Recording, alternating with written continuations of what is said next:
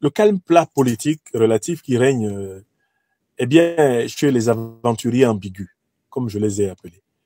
Je me suis demandé, mais qu'est-ce qui explique que ces gens-là qui ont promis au peuple sénégalais des réformes accélérées, certains avaient dit, écoutez, il faut d'abord qu'on finisse de gagner eh bien, les élections législatives et ça va aller vite. Une fois qu'on va avoir la légitimité parlementaire, ça va aller vite. Mais pourquoi tout d'un coup, tout se ralentit au Sénégal? Pourquoi tout d'un coup, tout se ralentit au Sénégal? Je pense que si tout se ralentit au Sénégal, c'est bien parce que malgré l'élection présidentielle et l'élection législative qui leur sont favorables, hein, qui sont favorables au PASTEF, le PASTEF est confronté à ce qu'on peut appeler le deep state sénégalais. Il y a un deep state sénégalais, un peu comme aux États-Unis, Donald Trump a été confronté au deep state américain. Bienvenue dans l'analyse politique du professeur et président de l'Institut de l'Afrique des Libertés, le docteur Franklin Nyamsi. N'hésitez pas à aimer la vidéo et la partager avec vos amis. C'est parti.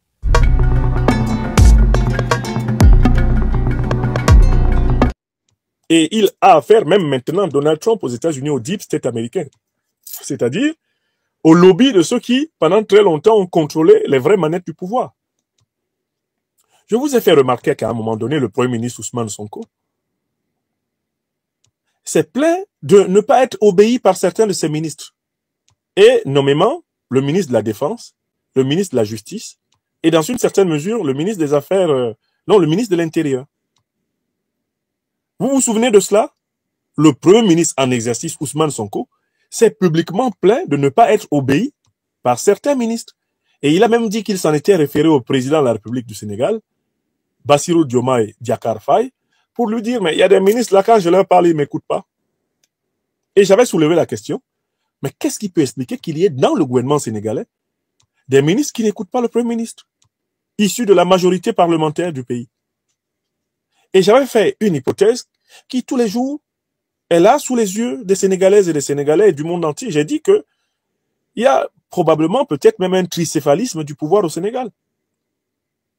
Car j'avais noté la hargne avec laquelle l'actuel ministre de la Défense du Sénégal, le général Biram Diop, la hargne avec laquelle il avait dit que la CEDEAO allait ramener, presque de gré ou de force, les pays de l'AES en son sein. Lors d'une allocution où il faisait sortir une promotion d'officier à Dakar, ce ministre-là, qui assurait d'ailleurs ce jour l'intérim, je pense, du Premier ministre, était allé très loin dans l'invective envers la CEDEAO. Oui, il vous en souvient ou pas? Et bon, ces derniers temps, je vois qu'il a essayé de lisser, de polir son apparence, mais j'avais noté un deuxième fait qui m'avait intrigué. C'est l'attitude des dirigeants sénégalais actuels, c'est-à-dire du président Bassirou Diomaye Diakhar Faye, du Premier ministre Ousmane Sonko, envers l'ambassadeur d'Ukraine, qui a avoué avoir participé à l'action terroriste qui a coûté des dizaines de vies aux soldats maliens et russes. Cet ambassadeur a seulement été convoqué et réprimandé. Il n'a pas été, les relations n'ont pas été rompues, il n'a pas été chassé, il n'a pas été déclaré persona non grata du Sénégal. Qu'est-ce qui pouvait expliquer cette mollesse, cette tendresse, cette douceur des autorités sénégalaises envers un agent du terrorisme anti-africain, l'ambassadeur d'Ukraine au Sénégal, qui a publiquement revendiqué avec des hauts responsables sécuritaires ukrainiens l'attaque terroriste de Tinzawaten à la fin du mois de juillet 2024. J'avais souligné ça en disant, le régime qu'on a à Dakar là, je ne me suis pas trompé en les appelant les aventuriers ambigus. Parce que ce régime, en fait, ne s'est pas entièrement démarqué, d'une part de la France-Afrique, d'autre part de l'Amérique-Afrique. Il est littéralement comme il est coincé en son sein par des représentants des lobbies, eh bien, néocolonialistes français et impérialistes américains. Je l'avais dit. Et pour moi, c'est ce qui explique l'extraordinaire difficulté de réformer au Sénégal. Parce qu'ils ont pris manifestement des engagements avec ces forces-là, malgré toutes leurs déclarations contraires. Ils disaient qu'ils attendaient d'avoir une majorité parlementaire pour accélérer les réformes. Depuis qu'ils ont la majorité parlementaire, qu'est-ce qu'ils font? Ils l'utilisent pour nommer des vieux clous de l'ancien régime. J'ai même vu un début de mouvement de colère et même de révolte des partisans de PASTEF en raison de certaines nominations, où on voit Bassirou Diomaye Diakhar Faye et Sonko en train de nommer les pires représentants de l'ancien régime Macky Sall à des positions stratégiques. Oui! C'est ce qui se passe au Sénégal. Et il faut que vous compreniez cela. Donc, beaucoup d'amis m'ont demandé, mais qu'est-ce qui se passe au Sénégal? Pourquoi toutes les promesses qu'ils ont faites, tout d'un coup, ils les accomplissent, mais au forceps, c'est difficile. Et ils ont même envie de raser les murs maintenant. Parce que les choses ne bougent pas comme ils l'avaient promis. Et je dis, c'est en réalité parce que le gentleman agreement qui leur a permis d'avoir cette candidature et d'accéder au pouvoir par une victoire incontestable, une victoire électorale incontestable, ça n'a pas changé le rapport de force des lobbies dans le pays. Les lobbies dans le pays conservent leur position de force. Même quand on menace Macky Sall de faire un audit des finances publiques, Macky Sall se sent en capacité d'actionner encore un certain nombre de forces tactiques, stratégiques, de forces politiques, de forces religieuses, de forces diplomatiques pour bloquer Bassirou Diomaye Diakhar Faye et Ousmane Sonko. Donc en fait, on peut dire qu'ils n'ont pas encore récupéré tous les attributs effectifs du pouvoir. Et c'est la raison pour laquelle ça traîne, c'est la raison pour laquelle le Sénégal est entré dans un faux rythme. Alors, je conclus cette page sénégalaise en disant que je n'ai pas regardé la vidéo, mais on m'a dit qu'il y a une jeune femme sénégalaise qui s'en est particulièrement, de manière particulièrement grossière, qui s'en est prise à moi, hein, qui m'a traité de tous les noms d'oiseaux pour essayer de défendre les deux aventuriers ambigus de Dakar. Bon, moi je n'ai pas regardé, honnêtement. Je n'ai pas regardé la vidéo. Plusieurs de mes amis m'ont dit qu'ils l'ont regardé, que c'était particulièrement grossier, infamant, etc.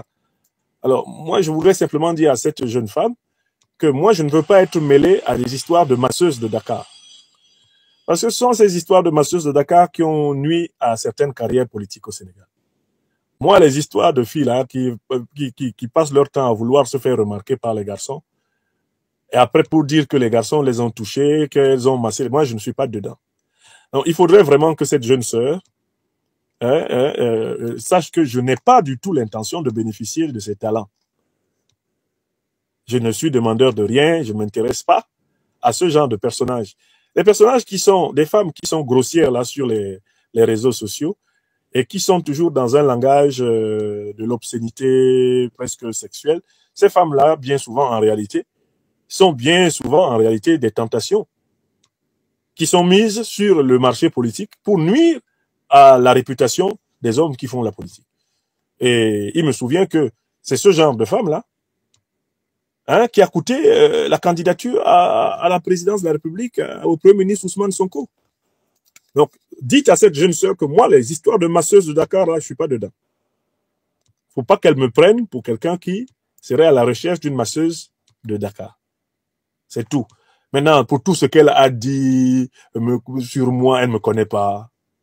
Je m'en fous. Je m'en fous. Mais dites-lui simplement que moi, je ne suis pas dans les histoires de masseuses de Dakar. Ça a coûté la carrière, la candidature à la présidentielle à son mentor, qu'elle aille le voir pour lui dire je suis en train de provoquer Monsieur Niamsi là, mais il lui dit qu'il n'est pas dans nos histoires de masseuses de Dakar. C'est ce qu'il a dit. Voilà. Donc, donnez cette réponse-là à la petite sœur là. Hein? Dites-lui que vraiment, je m'en fous, comme de l'an 40, de ce qu'elle peut raconter. Je lui demande de faire une vidéo par jour sur moi. Je m'en fous. Moi, je fais de l'analyse politique, l'analyse géopolitique. Je ne m'occupe pas des petites masseuses de Dakar. Voilà. C'est ça ma réponse. Bon, j'imagine que ça va l'inspirer. Je dis ça exprès pour qu'elle parle encore pendant au moins un mois. Parce que moi, j'ai le cuir épais. Hein. Tu peux raconter ce que tu veux. Une fois que j'ai calculé ton insignifiance, je te pèse une fois.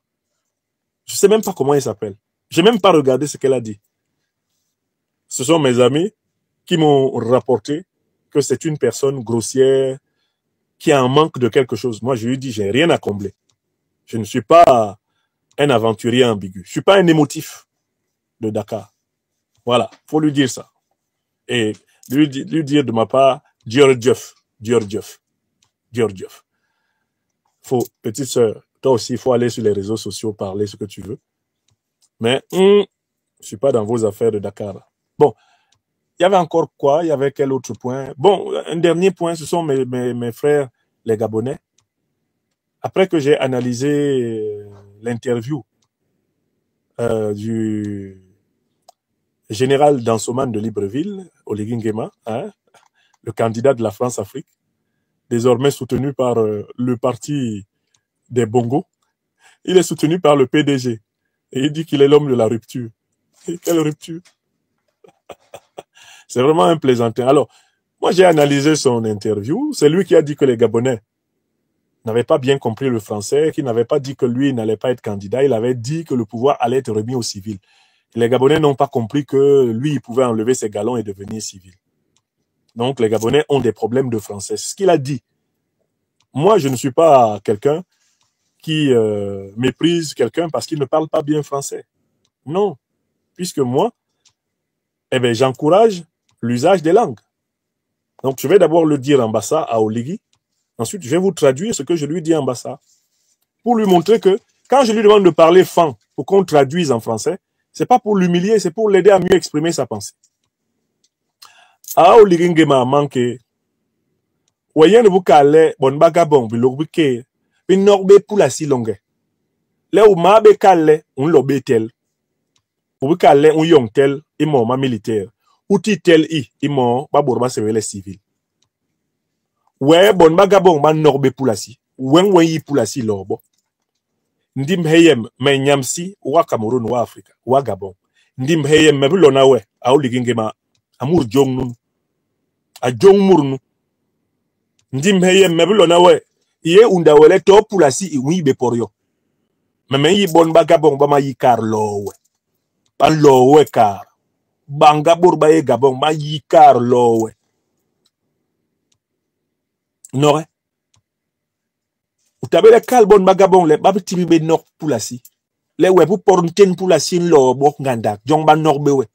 Non, John me be emblewe. Ou be imporni Marc Perelman, ni Christophe Boisbouvier, be imporni bo.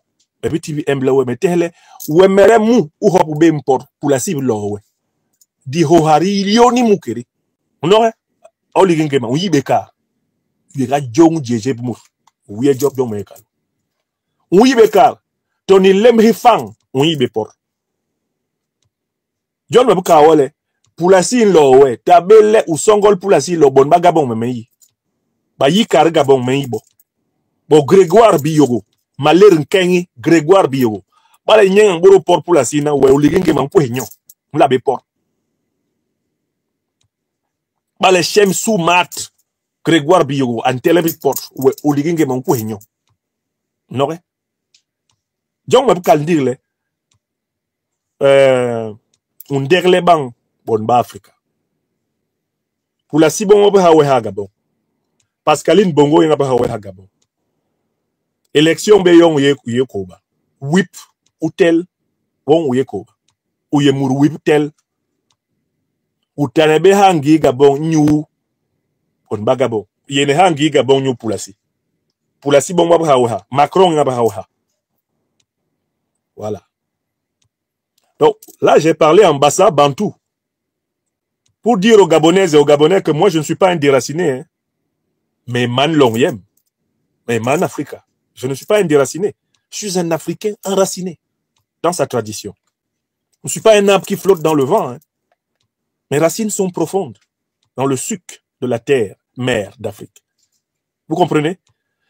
Donc, je n'ai pas dit à Oligui Nguema que le critère pour être un bon homme politique, c'est de bien parler français. Non, je l'ai pris au mot. C'est lui qui a dit que les Gabonais n'ont pas compris le français. Et que quand il disait qu'il allait donner le pouvoir aux civils, il parlait de lui-même. Mais les Gabonais n'ont pas compris parce que ils ne maîtrisent pas les nuances du français. C'est ce qu'il a dit. Il dit, j'ai dit que j'allais rendre le pouvoir aux civils. Je n'ai pas dit que je n'allais pas être candidat. Ça fait deux phrases françaises différentes. C'est ce qu'Oligui a dit. Donc, les Gabonais ne savent pas comprendre les phrases françaises. C'est ce contre quoi je me suis insurgé. Vous comprenez? Je me suis insurgé parce que j'ai constaté que dans la même interview, Oligui Nguema a montré des failles, des lacunes. Que dis-je? Des abîmes. C'est un trou en français. Mais comment quelqu'un qui est nul en français peut dire au peuple gabonais que le peuple gabonais n'a pas compris le français alors que lui, il est nul en français? Si lui, il est nul en français, il est mal placé pour juger le niveau de français du peuple gabonais. Qui plus est, moi, les Gabonais, ce sont mes frères et sœurs. J'ai fait une partie de mes études, par exemple, que ce soit en Côte d'Ivoire et notamment en France, avec des Gabonais de très haut niveau, des docteurs. Hein, je ne voudrais pas citer ici mes collègues gabonais docteurs de l'université de Poitiers pour que Oligui n'aille même pas leur faire du mal, en pensant qu'ils m'auraient dit quelque chose. Je n'ai même pas échangé avec eux. Mais je connais beaucoup de brillants Gabonais qui sont passés par la fac de Poitiers que j'ai faite. Et notamment le département de philosophie. Je ne veux pas les citer pour ne pas les mettre mal à l'aise parce que Oligui, c'est un fou. Si je cite quelqu'un, il va penser que je suis en conspiration avec cette personne contre lui, alors que c'est pas vrai. Donc, je ne cite pas les noms.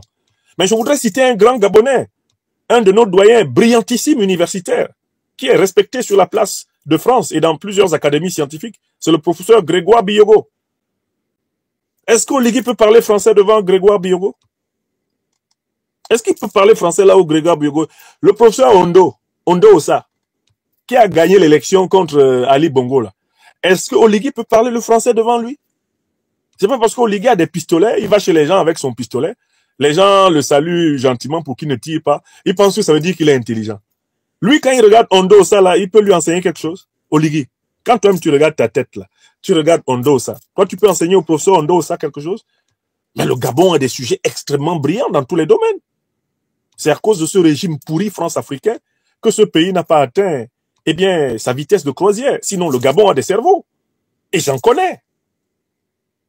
Donc, moi, j'ai pris Oligui Nguema au mot. Il dit que les Gabonais ne comprennent pas le français. C'est là où j'ai dit non. D'abord, toi-même, là, dans l'interview de 16 minutes que tu as faite avec Perelman et Bois-Bouvier, tous les tchouk-pieds dans lesquels tu as cogné ton pied là en français, je vais noter ça pour qu'on voit déjà que tu n'as pas le niveau. Je n'ai même pas besoin d'aller chercher d'autres déclarations. On prend l'interview. Dans l'interview où tu prétends avoir un niveau de français tellement élevé qu'on n'a pas compris tes phrases, tu montres que tu es nul en français. C'est tout. Alors, j'ai vu des commentaires de ces villageois-là qui sont sortis pour dire « Ah, un intellectuel africain, panafricaniste, qui évalue un président au niveau de son français. » Mais c'est Oligui qui a fait de la langue française un enjeu. C'est pour ça que je lui demande de parler enfant. Hein? Comme il est incapable d'argumenter, comme il est incapable de penser, comme il est incapable de s'exprimer, de produire des idées, il saute en parachute pour impressionner les villageois. Voilà un candidat à l'élection présidentielle pour montrer qu'il est un bon président. Il arrive au stade en parachute. Il se fait lancer dans le stade en parachute. Comme ça, en descendant du ciel, il va faire croire au plus niais des Gabonais qu'il vient de Dieu. Hein? En Lolengui, ambassade, on dit, hey, Oligui a Lolengui. Ah, voilà Oligui qui vient du ciel, comme Jésus. Quel ciel? Quel ciel? C'est un petit saut en parachute, sans danger même. Il n'y a même pas d'ennemi au sol. Vous le voyez sauter là au stade. Vous pensez que c'est comme ça qu'il sauterait s'il y a une armée qui l'attend au sol? Vous pensez qu'il allait sauter là si une armée l'attendait? S'il y avait une unité qui l'attendait dans le stade avec des fusils pointés vers le haut, vous pensez qu'il allait sauter? Mais Nalmi. Et puis ça impressionne les Gabonais. Les gens appellent, waouh, le président, il a sauté. Il a sauté. C'est un homme d'à peine 50 ans, il peut encore sauter en parachute.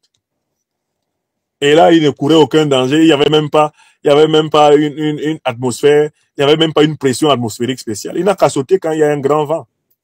On va voir s'il ne va pas se retrouver dans l'estuaire là-bas en train de nager parmi les requins. Voilà des gars qui font des petites prouesses pour épater. C'est un peu comme les gars au quartier.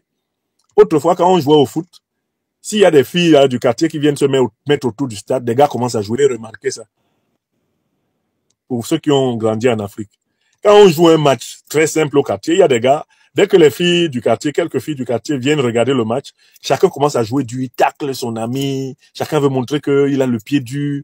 Ceux qui ne dribblent même pas souvent commencent à devenir très dribbleurs. On perd tout sens du jeu collectif. Parce que chacun veut montrer à ces filles-là que lui, il est un bon gars. C'est le comportement d'Oligui. Ah, regardez comment je saute en parachute. Vous n'avez pas vu? Hey, Oligui! Au niveau de l'argument. Allez-vous libérer le Gabon de l'occupation militaire néocoloniale? Allez-vous libérer le Gabon du CFA?